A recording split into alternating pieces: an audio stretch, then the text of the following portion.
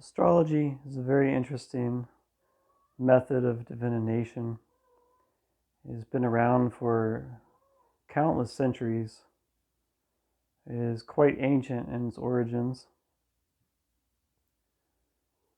coming from various different parts of the world. But for almost as long as recorded history, there have been those who have studied the stars, who have connected these certain events, such as eclipses, into our very lives, of how they may influence our life here on earth. So seeing patterns in the planets and stars is very much what astrology is. Seeing those patterns, the relationships between it all, and how it may affect us. Essentially seeing it all connected, all affecting perhaps one another, all operating as one gigantic system of which we still do not know the boundaries or limitations of. The cosmos is a massive, potentially unlimited space, dimension, energy, beyond our comprehension of limitations, if there are any. And it doesn't seem to be very different than astronomy. Astronomy is more so the accepted scientific study of the stars and planets and other celestial bodies and objects and their relationships with one another, but definitely more so in a physical sense. Their properties and what the planets are made out of, the gravitational pulls and how they're all in orbit with one another. Whereas astrology is, again, more for divination. It is more so a metaphysical science that is not exactly accepted in our modern sciences.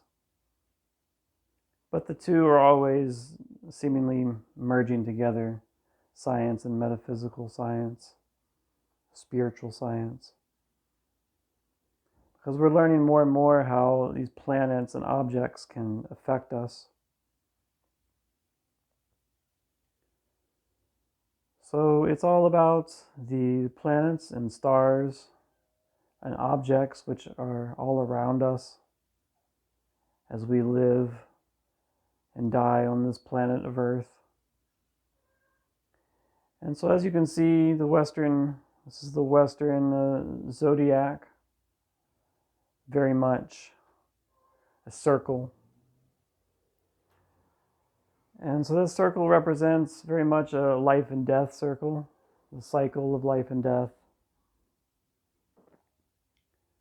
But the wonderful thing about astrology that many people may not know is that we are also given the potential to break free of this cycle, to not be stuck in it, to not be reincarnated again and again and again, but to learn from it, to essentially become more aware of how everything is affecting us, possibly influencing us, and learn to let go of attachments and work through issues and deal with our karma.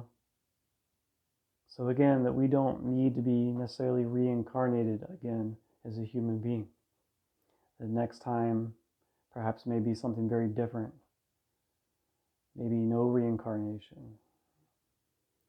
So this is the possibly true point of astrology, is not necessarily just to understand ourselves, our personality, and past, present, and future events that may or may not occur, relationships, and all these other aspects of our individual reality.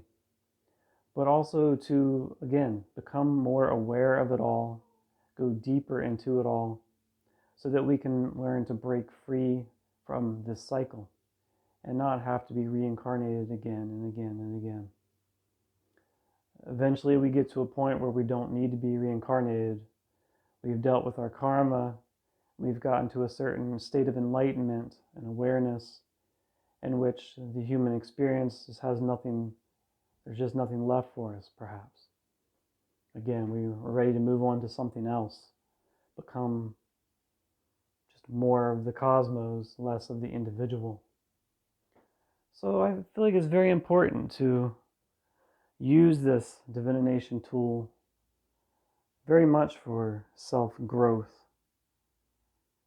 And again, not just about learning more about our personality and dissecting our individual nature, but learning to almost be rid of that nature, to play it through, but to not have to come back and play it through again and again and again.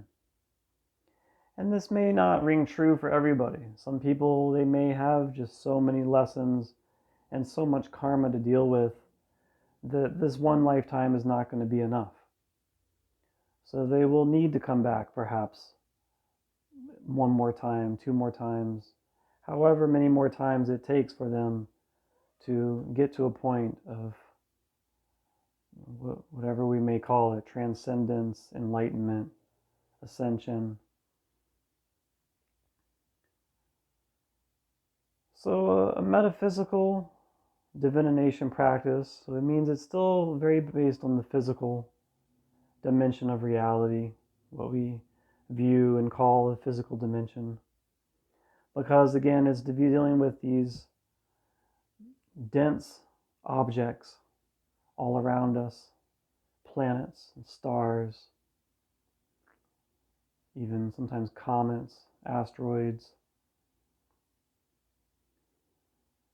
And so it's really just about all the relation, the interdependence of all that exists, how it is affecting itself on all levels. The macrocosmic, the gigantic scale of the cosmos, and the microcosmic of our perceived individual existence again. So another thing that's very important, that again goes back to becoming more aware, is that we need to be aware of how these things are influencing us. And this is, I feel, a strong point of astrology. Not simply being aware of the planets and the stars and the events like eclipses and everything that goes along with astrology, but also learning how it is affecting us and learning to work beyond that, to stop perhaps allowing it to affect us to a certain extent. Such as the full moon. It can have a very intense effect upon everyone, but the effects are often very individual, very personal. It is said if you're feeling joyful during the full moon, then you will feel just more joyful. It will just intensify that joy, the happiness, whatever you're going through. If you're feeling the depression or anxiety or fear, it will also heighten and intensify that energy. So whatever is showing us kind of whatever is being highlighted in our life that we may not even be aware of, especially with the full moons and the new moons, the moon in particular showing us what is subconsciously happening that we're not really that aware of yet. So that obviously we can become more aware of it.